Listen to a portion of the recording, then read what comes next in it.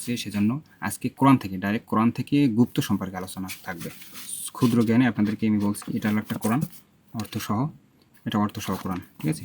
ভালো করে দেখেন, এটা অর্থসহ। তো কোরআনে গুপ্ত সম্পর্কে কী আলোচনা আছে সেটা আমি বের করে দেখাইতেছি। গুপ্ত, তো শুরুতেই আমি যাইতেছি সূরা নাস। সূরা নাসের 5 এবং 6 আয়াত। বিসমিল্লাহির রহমানির রহিম। আল্লাযী ইউমিনুনা, যে কুমন্ত্রণা দেয়। আল্লাযী ইউওয়াসইসু ফি সুদুরিন নাস মিনাল জিন্নাতি ওয়ান নাস, এখানে বলা হয়েছে 5 এবং 6 আয়াতে, যে কুমন্ত্রণা দেয় মানুষের অন্তরে, যে কুমন্ত্রণা দেয় মানুষের অন্তরে এবং জিনের মধ্য হইতে এবং জিনের মধ্যে, এবং কুমন্ত্রণা দেয় মানুষ এবং জিন উভয়। তাই যাই হোক, খন্নাস সম্পর্কে তাফসিরে জালালি যেটা আসছে, যে খন্নাস যে বাধা দেয় এবং গুপ্ত থাকে এবং আল্লাহর জিকির যেখানে হয় সেখানে হইতে সরিয়া পড়ে। ভালো করে বুঝেন, খন্নাস সম্পর্কে বলা হয়েছে তাফসিরে, যে বাধা দেয়। কি কাজে বাধা দেয়? অবশ্যই আল্লাহ তাআলার যে কাজ, গুণগান যেখানে হয় সেখানে বাধা দেয়। কে বাধা দেয়? জামাত শিবির বাধা দেয়? হ্যাঁ, তারপরে সে গুপ্ত থাকে।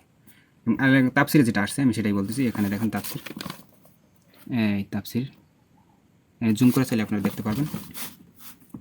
তাফসিরে জালালি সূরা নাসের 5 এবং 6 নম্বর আয়াতে এখানে খন্নাস শব্দ ব্যবহার আছে। সেই খন্নাসের তাফসির করলে যেটা আসে, যে খন্নাস অর্থ বা অনুবাদে যে বাধা দেয় এবং গুপ্ত থাকে, বাধা দেয় এবং গুপ্ত থাকে, এবং আল্লাহর জিকির যেখানে হয় সেখান হইতে সরিয়া পড়ে। অর্থাৎ আল্লাহর আইন কানুন হুকুমাত যেখানে হয় সেখান থেকে সে সরিয়া পড়ে। অর্থাৎ ইহা শয়তানের একটি গুণবাচক। এখন কারা গুপ্ত? আসলে কারা? এই খন্নাস আসলে কারা? বিষয়টা আল্লাহর আইন কারা চায় না? সেটা কি বিএনপি চায় আল্লাহর আইন?